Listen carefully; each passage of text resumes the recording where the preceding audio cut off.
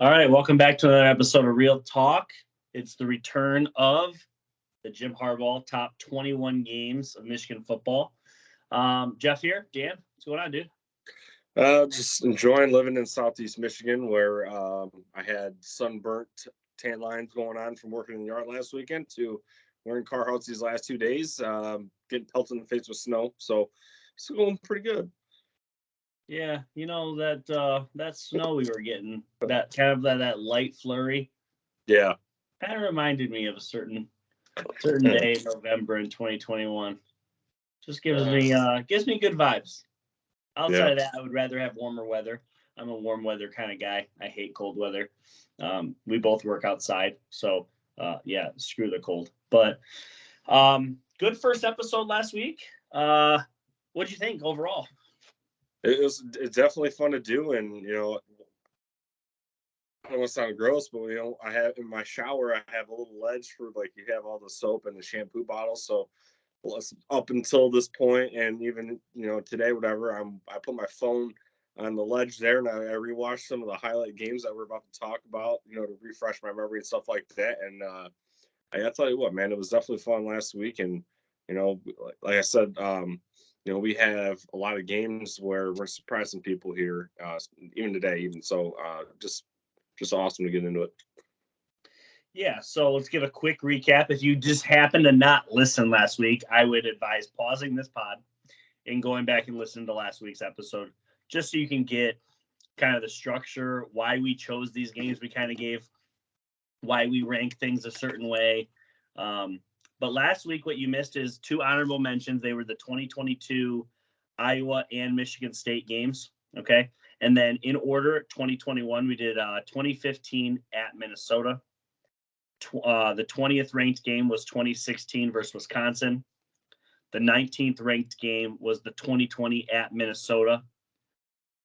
The number 18 game was the 2017 Cowboy Classic, Michigan versus Florida. And then 17 was the 2022 versus Illinois. So I'm excited to get a couple more games in today. We're going honorable mention back by year, so we're not really hiding anything here. The first one is the 2020 at Rutgers for an honorable mention here. Okay. The records come in at 1-3 versus 1-3. Weirdly enough, that this game even made honorable mention, but there's some highlighted points here. Yeah. A couple of notes I had wrote down that Joe Milton obviously had that really big game, which was our number 19th ranked game against Minnesota. He had that big game against them. And everybody talking Heisman National Championship, is Michigan back, yada, yada, yada. And then he gets benched in this game for Cade McNamara. Michigan had last lost to Rutgers in 2014, and they had rolled off 5 in a row against Rutgers. In the last 2 games they had played Rutgers, they had outscored them 120-7. 120-7. What else do you have news and notes before we get into kind of like our memories and what this game kind of means? Well, like you said, this was the first game that Cade McNamara really gave the Michigan program a spark. And 2020, there ain't nobody in the crowd. Jim Harbaugh's wearing his mask over his headset. Looks really stupid and weird. But yeah, Cade comes in right before the half. Joe Milton, 5 of 12 passing for 89 yards, just not looking like the Minnesota game, and kind of lead up to this point, and just the passing game was just looking really, really just trash. And yeah, Haskins was somewhat productive. As a team they were under 3.5 yards to carry, but he gets over 100, and he really started to get a little loose there in the second half. This was also another game where it basically put the nail in the coffin for Quinn Ordean's legacy at Michigan, missing 3 field goals, and which we'll get to his last missed field goal in this game in a second when we talk about memories. Really, Cade McNamara drops 4 touchdowns. Noah Verdall for Rutgers goes 381-3. And this is where Michigan's secondary looked really terrible, and kind of ironic with this, or kind of the way you're looking at hindsight is this same secondary that got burnt by Rutgers here, really comes on in the following year in 2021 and really, does a 180. But yeah, that's pretty much I got that. And real quick too is, Isaiah Pacheco, who's now the leading ball carrier for Kansas City Chiefs, he really was limited in this game. So really it was just a air raid assault for Rutgers, and Michigan really just trying to do anything that works. Yeah, I don't have a ton for this game because, like, I remember potting about this game. Yeah. And I just remember, like, not totally caring what happened. Just really disappointed that Michigan's season had kind of gotten to this point. They had won week one. We're feeling like we're on top of the world. Then they lose to Michigan State. They lose to Wisconsin. There was one more team in there. It slips my mind. But they had just started to lose. And not that they're losing to bad teams, but they are losing. And it just was a bad taste in my mouth on a season that just no fans. This season felt so dead. And knowing we weren't going to play 10 games when you've already lost 3 of them, it's like at this point, the games did not matter. But the one bright spot is if you look back at this game as a standalone and don't look at the things before, you don't look at the things after, and you just kind of pick this game out and compare it to these last 2 seasons, it almost looks kind of in play. Cade McNamara throws 4 touchdowns, goes for over 300. Hassan Haskins, I think, scores once or twice in this game, over 100 yards, as you said. There was some things. Cornelius Johnson, I think, had a couple of touchdowns over 100. Like, there were things in this game that were like, oh, yeah, this was kind of in line with what Michigan was doing in 2021/2022. And outside of giving up 42 points, I mean, this looks like a pretty newer Michigan football style of win. But unfortunately, they were down in this game, and they are leaning on Cade McNamara, who we had not really seen a ton of. And it started after this game where I made the joke to you, if we beat Ohio State, we're frosting the tips. And yeah, we never beat Ohio State that year. And then the following year, I don't think we ever frosted the tips. But Cade kind of had like this really weird swagger about him where he was definitely a leader. You could get the vibe, but it's like he wasn't highly recruited. He wasn't like a big name out of Michigan. Nobody was really clamoring for him. The year prior, I think we were all talking about McCaffrey and Milton outside of Shea, and then Milton gets the job, and Milton was the guy we all wanted, including myself. But it's like, okay, he sucks. Now what? And it's just Cade. And obviously we know what that becomes, but this was kind of the first time that Cade kind of exploded on the scene. For me, a memory, it felt very 2021. I have that written down here. Iconically gets shared a lot Michigan Twitter, Cade's post-game locker room speech. It's super like, if you've never seen this, Google Cade McNamara speech versus Rutgers. I guarantee it'll pop up. It's super awkward where he doesn't really have probably a lot of experience leading a locker room like this. And he says something along the lines of, what happens if we effing win out, right? Something along those lines. Yeah. And then he says something else where he stumbles over his words. And basically it's kind of been like a running joke around Michigan fans, like what happens if we win out. But Cade McNamara is the lasting memory of this game for me. Yeah. For me, like I mentioned the Quinn Nordin ordeal. So he misses 3 field goals, and the third one he misses is in overtime, and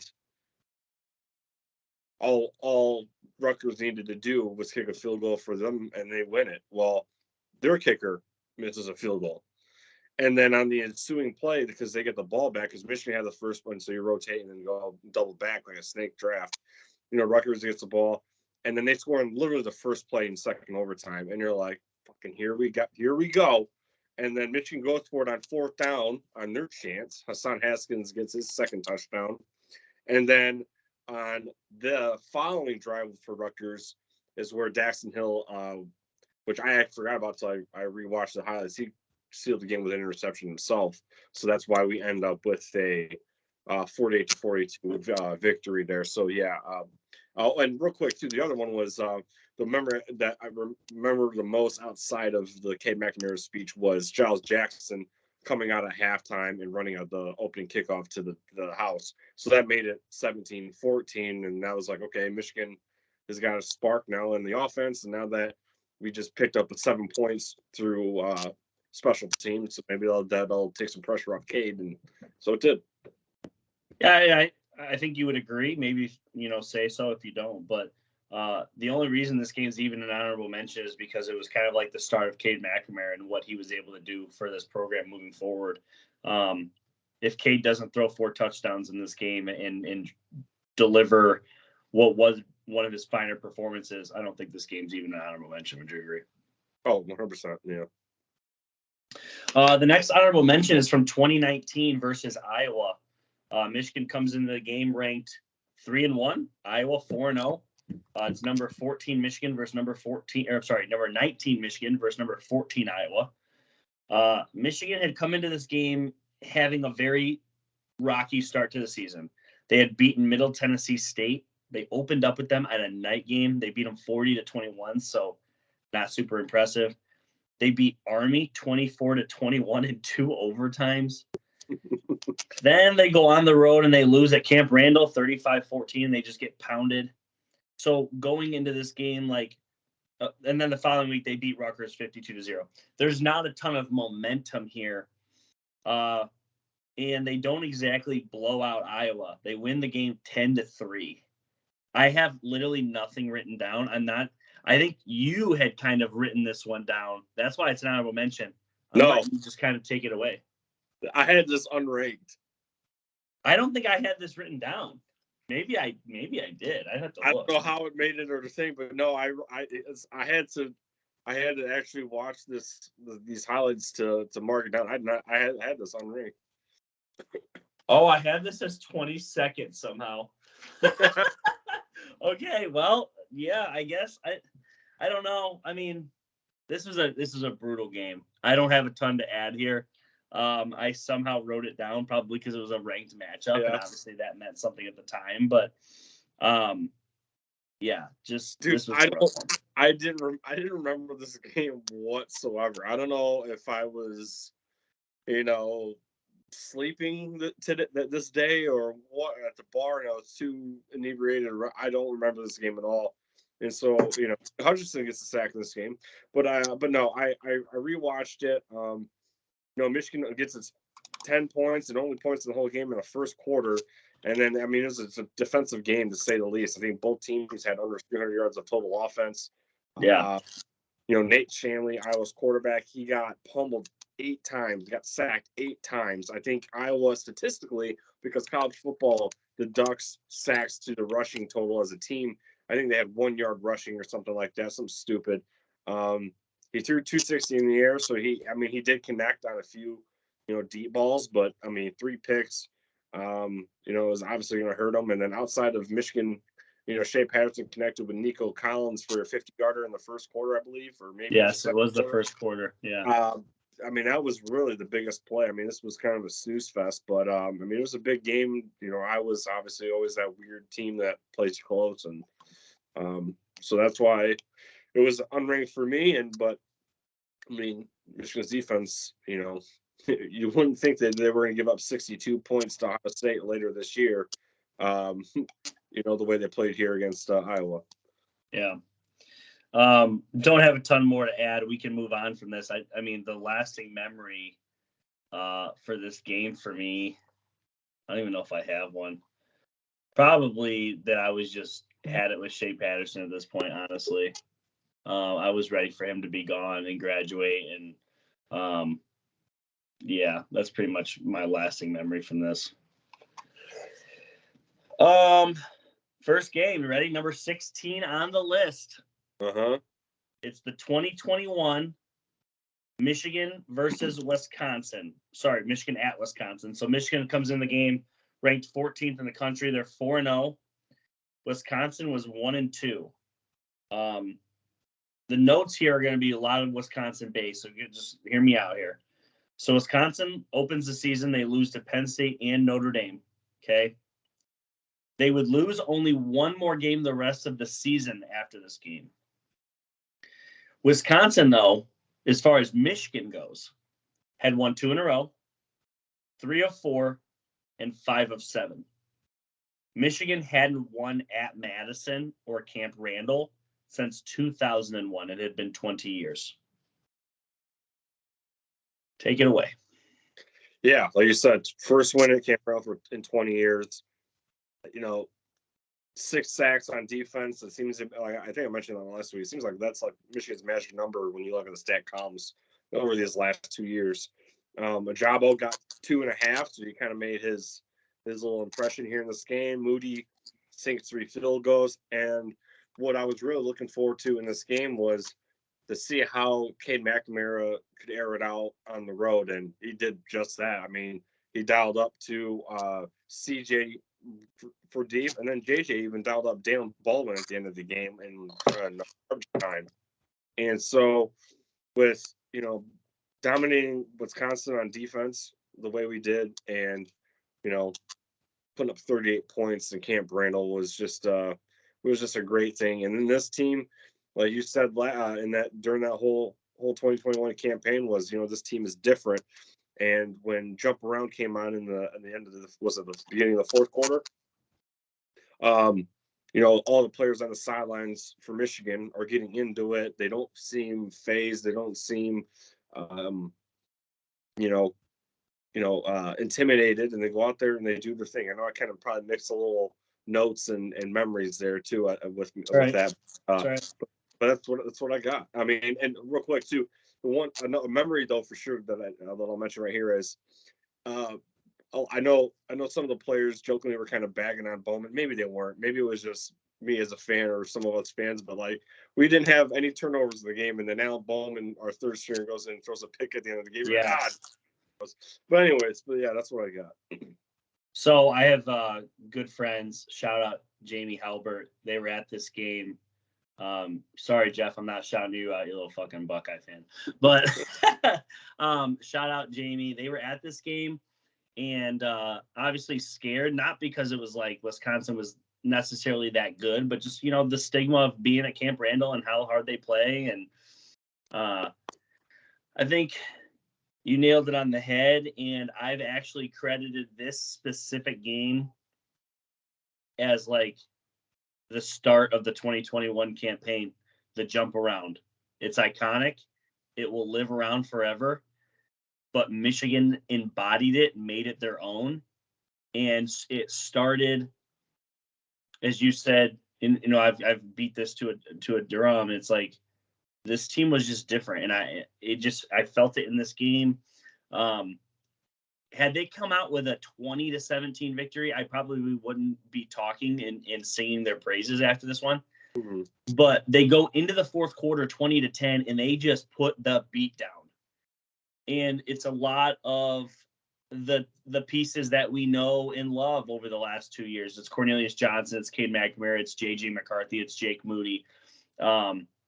It just the aerial assault, because they had been so committed to stopping the run, and Michigan did all right, just nothing crazy. They were just basically like, hey, we're gonna beat you with the pass today if this is how you're gonna contain. They ran it 44 times for 112, so not great at the clip, but they were very successful through the air. Roman Wilson had a day. Dalen Baldwin had that 56-yarder, like you said. So, yeah, my notes here: jump around, Cade, big day, and the JJ spark. You're still seeing those glimpses of JJ. The Michigan State game hadn't quite happened yet, so there's a lot of people that are almost clamoring for JJ at this point, because in the little action he had up to this point, it's all positive. So, yeah, 2021 Michigan at Wisconsin's iconic, and a lot of it has to do with the jump around and the first beat down in Madison in 20 years. So that was, for me, 15th ranked game, and this was obviously our 16th. Where'd you have it? You had it what? You had it number 15? Yep.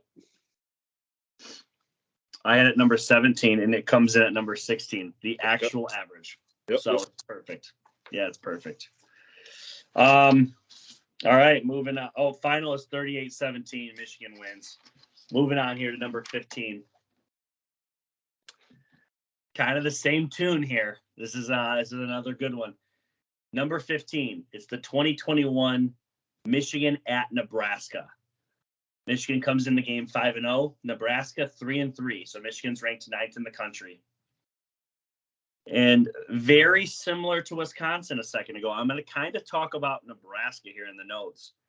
So if you're a fan of Bussin' with the Boys and you ever listen to Will Compton, he's a big Nebraska guy. He went there. He played linebacker there. Taylor Lewan's a Michigan guy. But Will Compton has said on numerous occasions that this is the 2021 Nebraska team is the greatest 3-9 team that's ever walked the planet. And it sounds silly, but he has a case. Hear me out here. Nebraska loses the number 10 Oklahoma 23-16. Number 9 Michigan State 23-20. Number 6 Ohio State 26-17. Number 23 Iowa 28-21. And we're going to talk about the Michigan game here. They just were snake bitten playing very good teams. And even the other couple of games that they had lost on this season, they played tough. They were down to the nose. It's kind of silly. Like it's a 3-9 team. Mm-hmm. But this win, I think, is a little better than what it's going to be looked at initially. And that's kind of why it makes the rankings. Take it away. Yeah. So how I have it in the first four words in this notes that I have written down is this team is different. So obviously, Let's go. So well, you were hooting and hollering, and the ironic thing is this game is literally following up the Wisconsin game we literally just talked about. And so yeah, going into the game, this was Nebraska was undefeated going into this, right? Or no? No, Nebraska's 3-3, Michigan's 5-0. That's right. You just went through the list. Duh. Anyways, yeah, this team was fighting for Scott Frost. They were fighting for Scott Frost, and obviously he's not there anymore. This was kind of the beginning of the nightmare here for him. And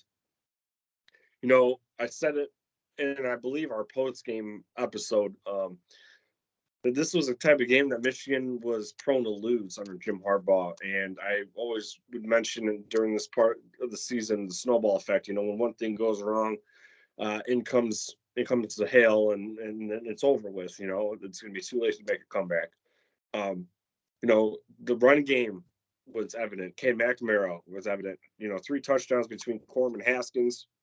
The defense made absolutely huge plays all throughout this game. Daxton Hill had interception, and then of course Brad Hawkins stripped Martinez at the very end of the game there to seal it. Some say, Nebraska fans mostly will say, that was impeding his progress, blah blah blah, or it should have been called dead there. But Adrian Martinez was susceptible for turning the ball over, and he did in crucial moments. So I mean, he's a lightning rod. He'll strike, and then he'll hurt you in the same game. And then real quick too is Jake Moody was obviously huge. He sunk a lot of field goals that were absolutely clutch, and we'll probably talk. This won't be the first time or the last time we talk about Jake Moody having an impact on these close games. But yeah, this just felt like if Nebraska was just they had all the momentum. The crowd was insane. The game fell into the night as it went on. It just watching it, you're like, man, this game is going to slip away, but it didn't. And Michigan made the right amount of plays. Yeah, this game, in 20 years, 50 years, whatever, I'll be able to read you stat lines from certain Michigan games, and you'll be able to tell me the year. And this one just screams 2021. 42 carries for 200 yards and 3 touchdowns. Hassan Haskins was big again in this one. Had a 50-yard run, 2 touchdowns. Blake Corum gets on the ground. And I'm going to kind of go into one of my memories here, but Blake Corum with the late touchdown run. Corn on the cob, baby. Corn on the cob. And it's used in a lot of Blake Corum highlight films. It's been iconic. Yeah, I don't know. This game, I remember distinctly not thinking as much about it after the fact. And I know that if I'm not mistaken, your number one play from 2021 was the strip, correct? I think I think you listed that as your top play on the podcast, if I'm not mistaken. I could be wrong, but it was either that or the Eric All, maybe. But I knew, though, you were big on this game, and you have it ranked 12th. I had it ranked 18th. This was just another business trip, in my opinion, for the 2021 team.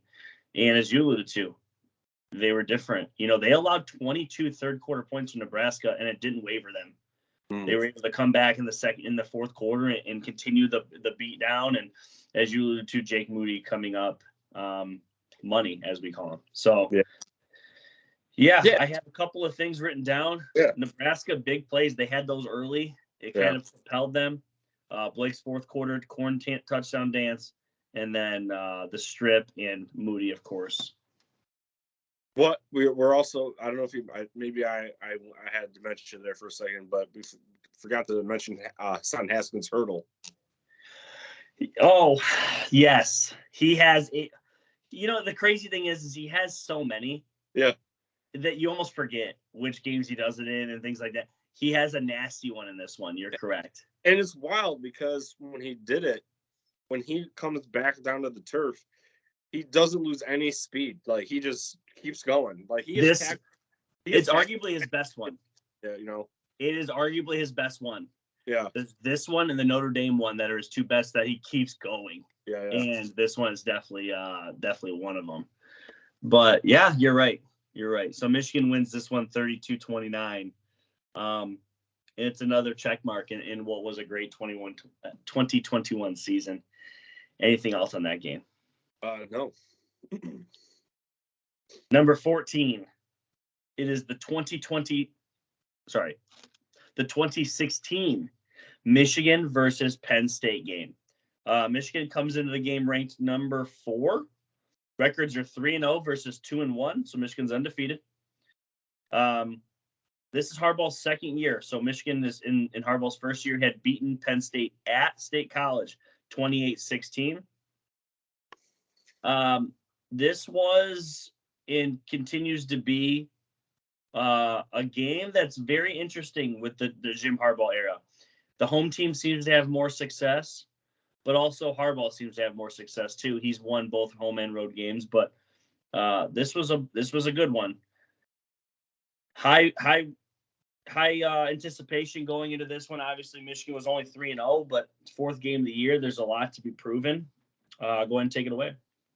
Yeah, this game, I know Penn State, it shows right here in ESPN they weren't ranked in this game, but I still think this is probably one of Jim Harbaugh's best wins against Penn State because he absolutely, the 49-10, Trace McSorley couldn't do anything. Saquon Barkley, under 4 yards to carry. They absolutely dismantled them. 6 rushing touchdowns, 6 sacks, the magic number, like I mentioned last game. And they shared this quad of attack. I don't know what the strategy was going in this game, but they ran the ball for over 320 yards on Penn State. And I don't know what it is, but Michigan, Jim Harbaugh loves to, strut his stuff against James Franklin in the run game when they play. Davion Smith, 12 carries, 107 yards, touchdown. Karan Higdon, 9 carries, 81 yards, 2 touchdowns. Ty Isaac, 11 carries, 74 yards, touchdown. Chris Evans, 8 for 56, touchdown. Khalid Hill got a touchdown on the goal line. It was complete, absolute dominance.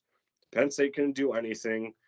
Penn State did get the revenge here the following year in 2017, but today, in 2016, Nittany Lions couldn't do jack squat, and it was a great game to watch. Man, Chris Wormley, I think, had a day. So yeah, it was a fun one.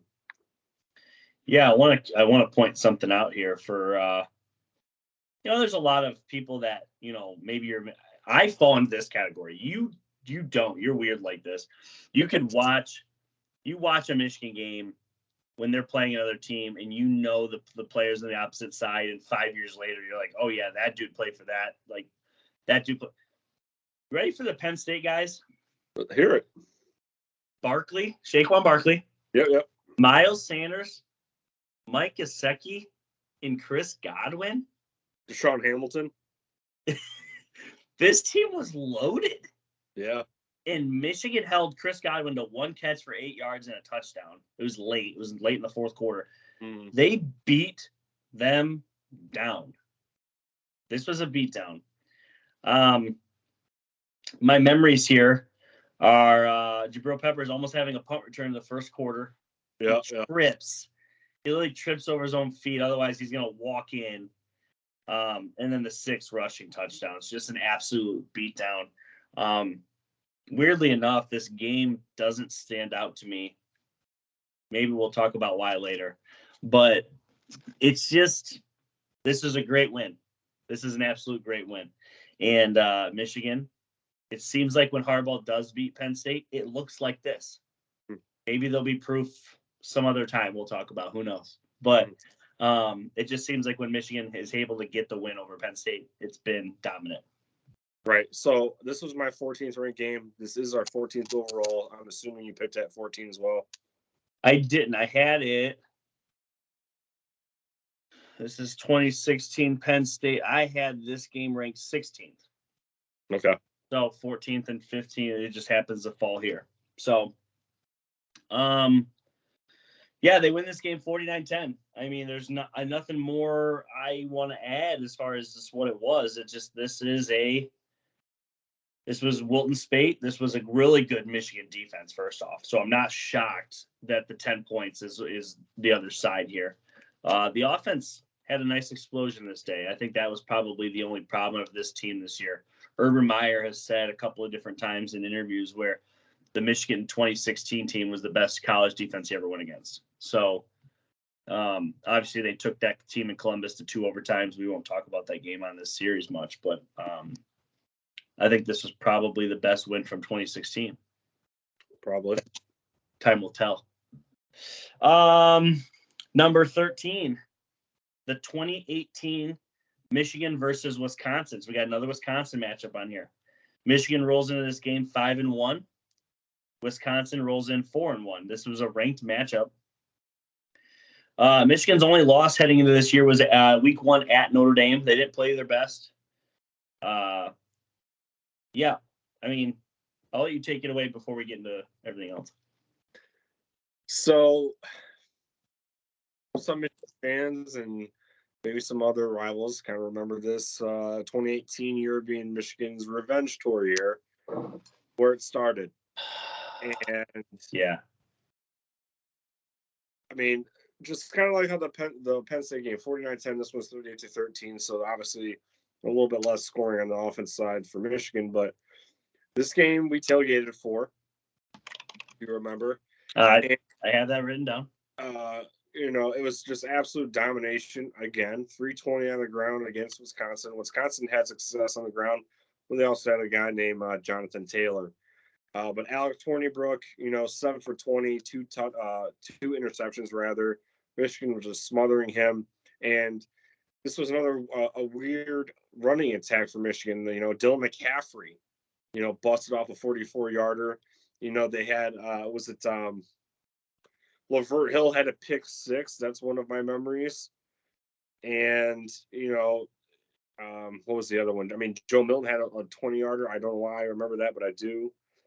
They just got 48 carries in this game and just kind of calling over the place. Shea Patterson almost broke off a long touchdown. It was an 80-yard run, and they got stopped right at the goal line-ish area inside the 5, I believe. And then real quickly, too, is we were sitting there tailgating. And so, like, we hinted last week, and we've said it before occasionally of if we did this podcast in 2017 and 2018, maybe in 2019, our moods would be a lot different, especially mine. Especially on Jim Harbaugh specifically. Well, I don't know if you remember this, but we were sitting there tailgating, and I don't know if I was sitting down and you were standing up, but I think it was a pick 6 of Lavert Hill we were just talking about, and you like slapped me on the shoulder as I'm sitting down or whatever. And I remember you saying, "Do you believe yet? Do you believe yet?" And I'm like, as much as I was excited, like my heart was just not ready to get broken yet, right? Obviously, losing Ohio State the previous year, like the way we did, becoming so close. Like Michigan is always up to this point in 2018 has always got me to the point of climaxing, and leaves me at the altar. And so that's why you said that, and I was a little hesitant, but yeah, this was the beginning of the revenge tour, and Needless to say, I couldn't see the future, and if I did, I probably would have not gone tailgating this game at all. Yeah, I have down here in my memories. We were tailgating the golf course. It was very cold that night, and we were drinking hot cider. We were warming up on a grill, spiking it afterwards with some Jack Fire, some Fireball, and it was a really good night because obviously Michigan took care of business this night. And anytime you're tailgating and Michigan's dominating, it's a fun night. But I also had down here Alex Honeybrook is horrible. 7 for 20, 1 touchdown, 2 picks. He was horrible this night. I mean, this is, to be honest, if Alex Honeybrook's not the quarterback, they potentially could win this game. I mean, it wasn't that. He had 2 picks. Did he have a fumble too? I think maybe. I don't remember, but he was atrocious in this game, and the running game felt as it does now. I mean, they dominated. He can get over 100. And Shea Patterson had his long touchdown run, and Dylan McCaffrey on a random ass zone read. We're one of those where we can hear the stadium before we're watching on our TV type deals. So we knew something was coming, and there it was, Dylan McCaffrey on a long touchdown. I think one of the things I remember too is just people leaving this game assuming that Dylan McCaffrey could do that on every single play. If you remember, just like people talking about why isn't McCaffrey starting? Why isn't he playing more? He made 1 play in this game, and everybody just assumes that he's going to score every single time he touches the ball. Like we all fall in that trap, obviously. But yeah, the start of the revenge tour game.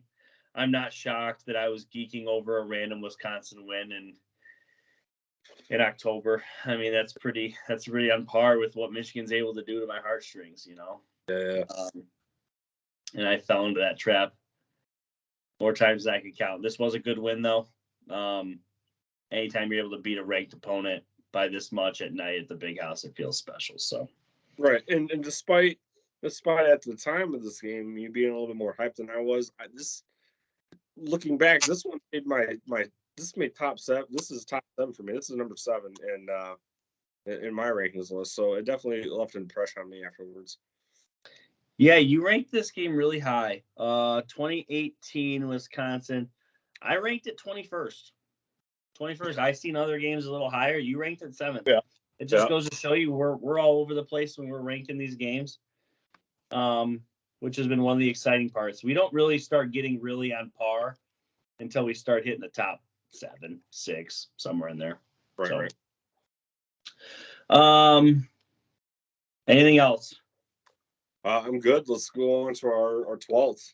Yeah, Michigan wins that one 38-13. We're moving on here. I was kind of teasing this game a second ago. It's number 12 on our list. It's the 2022 Michigan versus Penn State game. Michigan's number 5 in the country. Penn State is number 10 in the country. It is the battle of undefeated, 6-0 versus 5-0. We got some stats here. The home team in this series under Harbaugh is 5-3. Okay, that's since 2015. Harbaugh is 5-3 versus Penn State. So he's had success at home. He's had success on the road. This was Michigan's real first big game of the year, though. I mean, looking at their schedule, they had some cupcakes. People had kind of argued that they had some cupcakes. And the thing that I most remember about this game, I don't think it doesn't change my memories or the stats or anything. The thing I remember about this game is after Michigan wins, people didn't give them any cred for this. They assumed that Penn State was bad. That's how bad Michigan beat them down. People thought that Penn State was a bad football team. Michigan was getting no credit for this win whatsoever.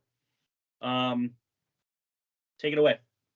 Well, yeah, and going into preseason, though, I remember I had mentioned that, some writers, I think it was Athlon Sports, if I'm not mistaken, were basically saying, Penn State is the team to knock off Ohio State on the mountaintop. And I was like, wait a minute. Michigan's reigning Big Ten champions. If anyone's going to get knocked off the pedestal, it's Michigan. They return almost their whole team. And I know the big question mark was not having Ojabo and Hutchinson, granted. But, Penn State, James Franklin is, I've said it before, and I'll probably say it again, is, he's always compared to Jim Harbaugh for some god-awful reason.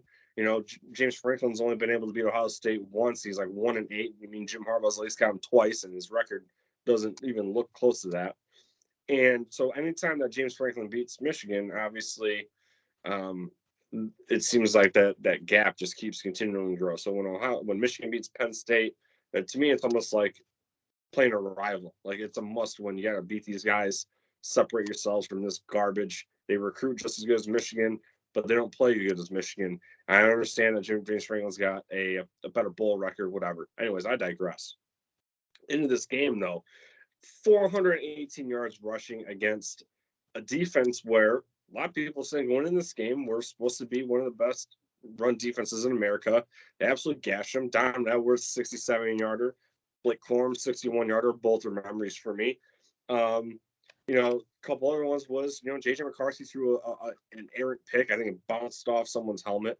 And then obviously Sean Clifford, busted a long run in the first half. And so going into half, Michigan's down, 14-16 up 16-14 and a half. And when they come out of the tunnel, it just taken over. And so, Nicholas Singleton, Katron Allen, the two freshman tandem that everyone was hyped up for, didn't do jack squat. Michigan took care of them on defense. And so this was just a battle of the trenches. And Jim Harbaugh was just shown that he can swing that thing. So, this was a huge game. And like I said, always a good thing to treat this like a rivalry game and show no mercy. Yeah. My stats was basically my memories, my stats, the Blake and Donovan show. Holy cow. It just seemed like every single time these two would touch the ball, they were breaking one off. Yeah. Just absolutely dominant. Sorry, almost said Donovan. Dominant performance. JJ had a day as well, and CJ Stokes ended up getting in there towards the end. 418 yards and 4 touchdowns. I mean, this is more impressive than the 2016 one. I mean, It's just this was a beatdown. And leaving this game, Penn State had already beaten a couple of decent teams, nobody like crazy, but Auburn was one of them. They went to Auburn and literally pissed in their Cheerios. They beat Auburn down. And then we beat them down. And I'm not saying Auburn's great, but anytime you go to the SEC on the road and you get a beatdown win, that's got to be somewhat respectable. And Michigan just took care of absolute business in this game. And for me, I left this game thinking, yeah, we're gonna compete and we're gonna win the Big Ten again. I really left this game immediately thinking, all right, it's Ohio State or bust. We're not worried about anybody else. We just destroyed the next best team in this conference, and the game wasn't close. And you could argue without that JJ mishap pick 6 that bounces off a helmet or a foot or whatever it was, this is a steamrolling. And the other one was the Sean Clifford breakthrough touchdown, right? Didn't you talk about that? Or he had a long run. Yeah. I don't think he scored a touchdown on it, but I know he got tackled maybe right at the goal line. Hold on, was it? He had a 62-yard run and he got tackled. So, but it was completely lack of defense. It was just like one of those things where it's like, gotcha, boys. And he got up the goal line on us, and it just happens, or up the seam on us. But yeah, without those two plays, this is a whew. I mean, they might be calling for James Franklin's job. That's how bad it would have been. But Blake Corum, Donovan Edwards, rushing attack. This team's the same. Yeah, that's what I remember. Nothing really else on this game. No, I'm good. I know I hyped this game up to be a monumental or whatever. But the funny thing is this was an honorable mention of mine. That didn't even come in rank for me. But it's just again how I view what the stakes were at. And I understand that might contradict what I just said with the whole beating James Franklin thing. But obviously, just got to leave some in, some out. And that's how the cookie crumbled for me there. But it made our 12th overall. Yeah, so I had this game. 6th. And you had only did 22 total games, I think it was. Or no, you did 23 and you had it 22. Yeah. So I think it was an honorable mention for you. But yeah, because you had ranked it 22nd, I threw it there, and I was really high in this game. This is an absolute just beatdown, and it's one of Jim Harbaugh's most impressive wins ever. Yeah. Especially because we didn't even talk about this. Penn State would go on to lose only one more game. Yeah. And it was at home in a game in which arguably they could have won had Ohio State had not had a defender had the game of his life. They would have had a one-loss season to only Michigan at this point. And maybe we're talking about them going up against Georgia. Yeah, I want to say I was at a Halloween party or I was out there somewhere and I was checking ESPN on my phone and I'm like, holy shit, Penn State is up. Because I remember seeing you, maybe it was this game, I can't remember, but I think you posted something on Facebook or in our fantasy football chat, something about how CJ Stroud was looking really mid. And maybe that was the Notre Dame game, but I, for some reason, think it was this game too, where they looked off and it took them to the very end to make it look 41 or 44-31, which was the final, but it was a lot closer than 41-30 or 44-31. Yeah, the Penn State Ohio State game, it wasn't really CJ Stroud that broke them out. It was the defensive performance by. So they won 44-31, but this game was tight. Ohio State just scored 28 in the fourth. Was it this one? Was it Tommy Eichenberg blew up here? Not Eichenberg. It was a Hawaiian guy, plays pass rusher. Just goes to show you how much we don't care about Timalau or whatever. Tumaluelu. It's Timalulau or something like that. Yeah, this dude had probably one of the greatest. This right now, he's punching there. He is literally. Jared's listening to this pod, punching us, and he's like, "I told you about this guy on the preseason pod." But just he had 3 sacks and 2 picks. Yeah, oh yeah, and one of them was for 6. Yeah. And I think one of the sacks was a strip sack. Just literally an absolute dog performance. CJ Stroud only threw 1 touchdown in this game.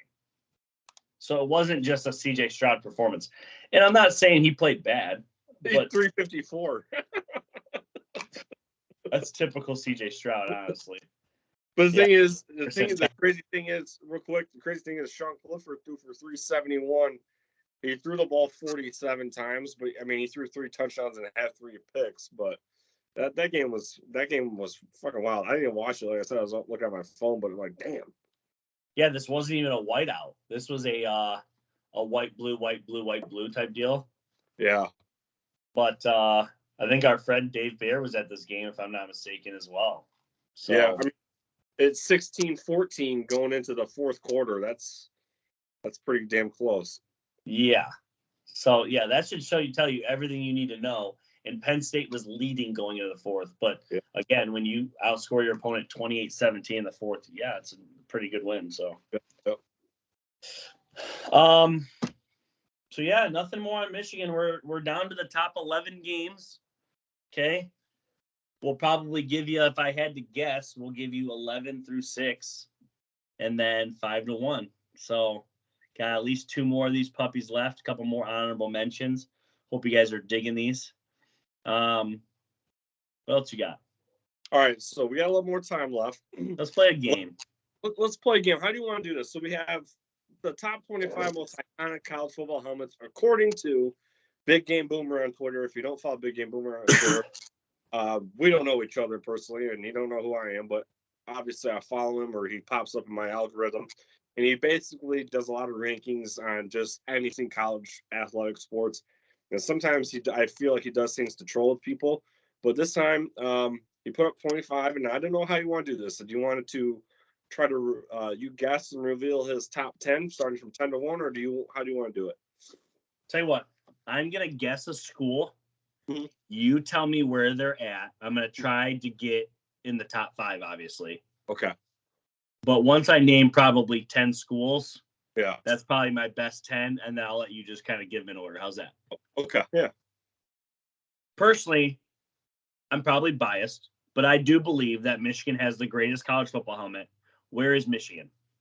7, which to me is extremely low. That is criminally low.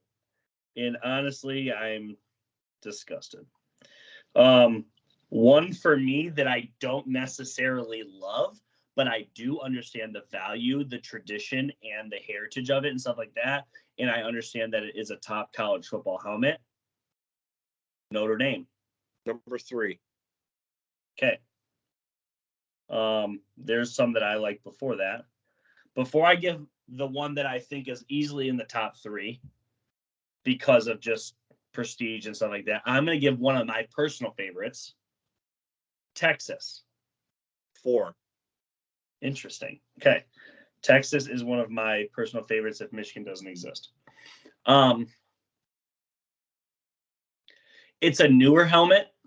I absolutely love this helmet. It probably isn't even on the list, but it's the new Oregon Duck helmet, not the O, but the actual new Oregon Duck helmet. Is it even on the list? It's not on the list. I had a feeling it wouldn't be. Okay, where is Ohio State? It got to be top 5. Number 6. So this person just hates the Big Ten. You'll see. Listen, I absolutely hate Ohio State. Their helmet's better than 6. Big game boomer. Yeah. Where's Oklahoma at? Number 8. Okay. So OU. So who is number 1? Alabama. Bama. They're 1? They're 1. Okay. Don't tell me another one. Bama, Notre Dame, Texas, Ohio State, Michigan, OU. I got 6 of the top guys here. Who am I forgetting? The Trojans. 11. 11. USC Trojans. Who am I forgetting? LSU. 15. Okay. Yeah, I don't really honestly have a care in the world where they're at. There's You know what? left. Some people like this helmet. Where's Penn State? Number 2. Yeah, there are people that really like the Penn State helmet. A white helmet with a blue line just doesn't do it for me. I get it that when you see the white helmet, you think of Joe Paterno, you think of the 80s, 90s, whatever like that. But to me, it's just it's close to 7 or 8 to me. If it was, I got to put in a top 10. But anyways, yeah. All right, I'm gonna try and fill in this top 10 here. Where's Tennessee? 21. Bam. Bam. All right. Florida. 14. Okay. I like Florida's. Yeah. I do like Florida. Who else we got? Who am I forgetting? Who's got a great helmet? Think around the ACC, SEC-ish.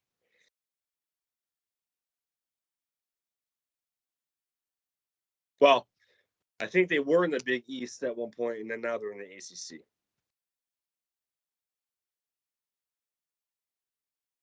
I don't want to give. If I say one more hint, Me.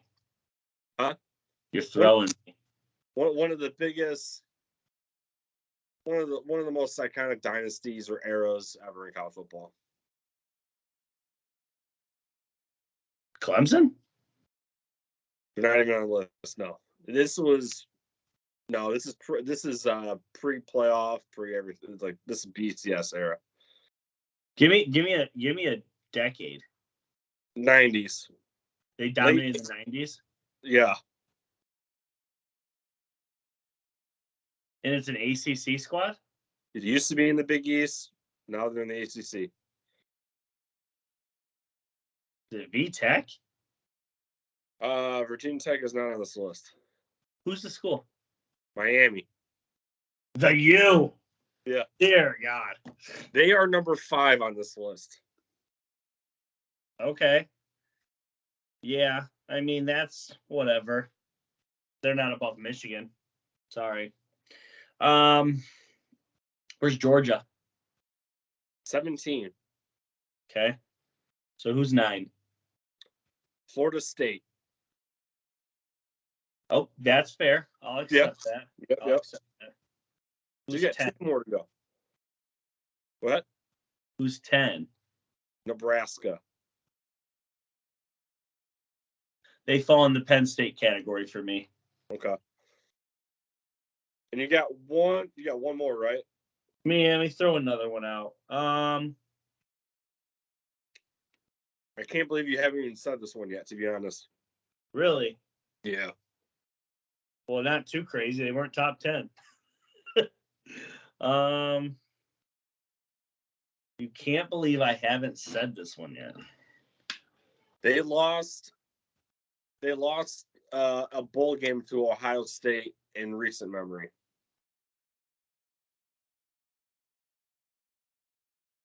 Clemson, Notre Dame. Oh, Utah? Okay. Clemson, Notre Dame, Utah.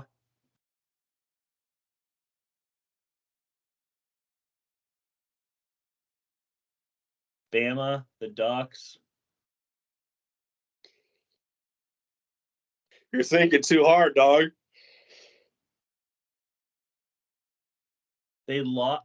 Ohio State beat them in a bowl game? Yeah, this team. In recent memory. Okay, not recent memory. I'd say the 2000s. To me, that's still recent memory. Yeah. The U. They're already on here. They didn't beat Florida. They didn't beat LSU. Jeff Samardzija was the tight end of this team. He was a pitcher for the Chicago Cubs for a while. Who's this freaking team? Notre Dame! I said Notre Dame. They're 3. But you were trailing off like Notre Dame, Utah. Like you were just rounding off teams. You weren't like, to me, you weren't saying that. No. Notre Dame was the second helmet I gave you. So there's 3. So you got them all. Yeah. Okay, so I thought we had one left. That my apologies. No, you're good. You're good. No, I had Notre Dame. Come on, you threw the hell. I was like, I haven't even said Notre Dame. I swear to God, I missed that you said Notre Dame. Yeah. So you're good. Who's number 12? So number 12 is Auburn. Okay, 13. UCLA. Fair. And then that's all the top 15. So in order, Bama, Penn State, Correct. Notre Dame, Texas, Yep. Miami, Ohio State, Michigan, OU, FSU, Nebraska, USC. Who are these last two? 12 and 13? 12 and 13? Yeah. So Auburn's 12, UCLA's 13. And then Florida, and then LSU. Yep. Then just for everyone's sake, then it goes Washington, Georgia, BYU, Pittsburgh, Ole Miss, Tennessee, Colorado, Iowa, Georgia Tech, Michigan State. Michigan at 7 is criminal. Now, looking at this, judging me personally, I would take Bama and Penn State right out of the top 2. I'd show my heinous bias, and I'd put Michigan 1, Ohio State 2. I would probably keep Notre Dame 3. I'd probably keep Texas, Notre Dame 4, and I'd probably keep Miami number 5. And then I've always kind of dug Florida State, so you probably move them up to 6. I would move Florida up a lot farther. I'd move Southern Cal up farther. And I despise Michigan State, but I like their helmets. I think I'll push Michigan State in the top 15-ish somewhere. But Tennessee is criminally low at 21 as well. Yeah, so the Oregon Ducks, for the longest time, they had a green helmet with a yellow O on it. Yeah. It was nothing. But if we're talking dope-ass helmets, if you look at their newer helmets, the ones that have, like, the 5 feathers on the side, the ones that Mariota famously wore, kind of, right? Yeah. I'm sorry, but the yellow helmet with, like, the silver wing on it, yeah, that's fire. You can't. I mean, when they wear those and then they wear the yellow jerseys and the black pants, it's like, yeah, okay, this is fire. Like, this is top notch. And I understand they're not historical and things like that, but they also do a black helmet, I think, with a yellow wing on it. They're top notch. I like Oregon. but you almost can't put Oregon on here one time because they have like 95 helmets. Right. And real quick, I know we just did a mouthful there with Big Game Boomer. So the other one too that kind of inspired me to bring this up tonight was Saturday Tradition, which is another Twitter account. I think they write stuff too. I'm not sure. Apologies if I'm. Yeah, I think they do write. But anyways, so the one of their guys did a Big Ten football helmet ranking. Right here, according to Alex Hickey. So he's a columnist. He's got Michigan at 1. Ohio. These are just Big Ten, by the way. Michigan at 1, Ohio State 2, Penn State 3. Again, I don't understand the love for a white helmet that high. Iowa at 4, ghastly. Wisconsin 5, Maryland at 6 for some odd reason. They can't ever pick a helmet. Michigan State 7 needs to go up higher. Nebraska 8 needs to go up higher. Northwestern 9. Purdue. Now, say what you want about Purdue. I think 10 is too low for them because of they've been in the Big Ten forever. Illinois at 11, Minnesota 12, IU, Indiana 13, and Rutgers 14. Do you remember that 2020 game, Michigan at Minnesota? Do you remember those chrome domes? Absolutely. Whew. I know a lot of Michigan fans listen to this out there in the Twitterverse, and we've kind of chit-chatted off here about this. And a lot of the old guard don't mess with the jerseys, don't mess with the helmets. I'm telling you right now, Michigan fans, in a night game, hear me out. In a night game at home, Michigan has got the Mesa blue helmet. The blue is that flat black where they wear now, or flat blue where they wear now. But the wings, the maize is chrome. I bet you $100 that would look badass F under the lights that night. I want the whole thing chromed, dude. I want the whole thing chromed out. That look cool. Hell yeah, dude. I'd be all for that. Honestly, I almost feel like it'd be better without the blue jersey. So you'd have to do the maize or the white, just so that helmet's just popping, dude. But see, that's the perfect recipe for me. Night game, maize out, maize jerseys, blue pants, chrome the blue pants. I've become a sucker for the blue pants. I just want them to wear blue pants all the time. Yeah, to be quite honest, I do too. Yeah. That's where I'm at. Yeah. Like, don't get me wrong, the maize pants are cool and stuff, but it's like the blue pants with the blue jerseys and the blue pants with the white jerseys, and I'm sure if they ever finally do it the maize jerseys, they all look fire. Uh-huh. Yeah, it's just the way to go. But, we haven't talked a ton of uniforms on this pod. Have you seen that the newer recruits are wearing blue jersey, white pants? Opinion on that?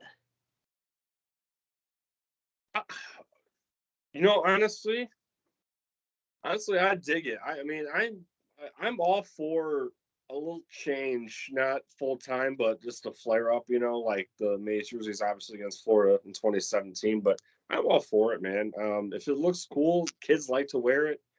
By all means, I just think I know a lot of the demographic that is completely against anything, changing what the classic look looks like. I mean, I just think you just need to open up your mind and just let it happen at least once or give it a chance. Understandably, not a lot of people like the Adidas alternates that Michigan had, like the Under the Lights game. I mean, it looked kind of silly to me.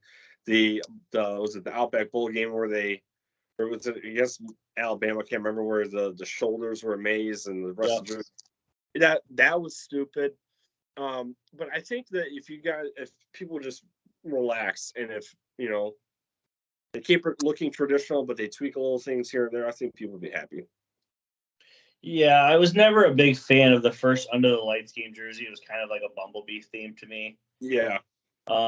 I will say this: that same year, they went on the road to Michigan State and wore a white version of that. Yeah. I liked that one.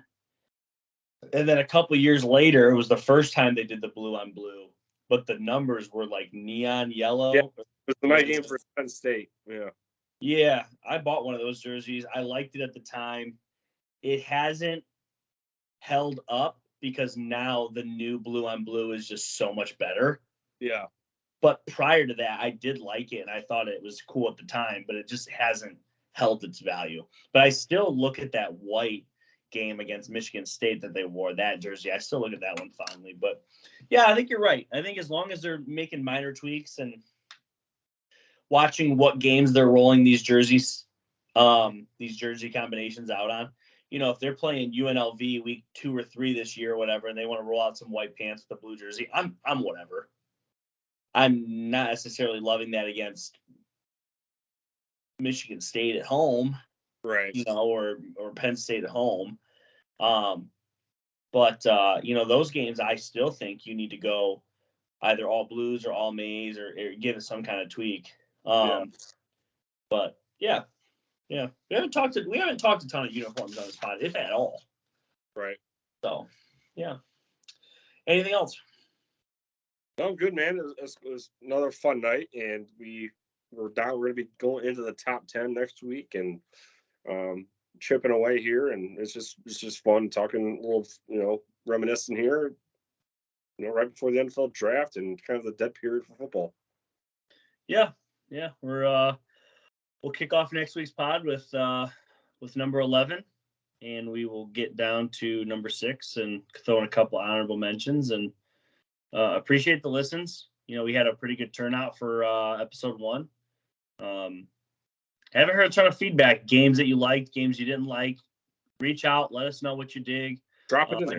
I did have one person kick back to me and talk to me a little about the Wisconsin game, the Jordan Lewis pick. But outside of that, yeah, reach out to us, let us know what you think, and we appreciate it. So yeah, Jeff, drop the link to the Facebook page, especially on like the YouTube page. That way, if people are watching on YouTube and they're not, necessarily in the Facebook group, go on there on Facebook, whatever, and we just don't talk about Michigan stuff. So if you're watching this and you're only here for the Michigan stuff, Jeff and Brad, are coming at you pretty much all year round with NFL stuff.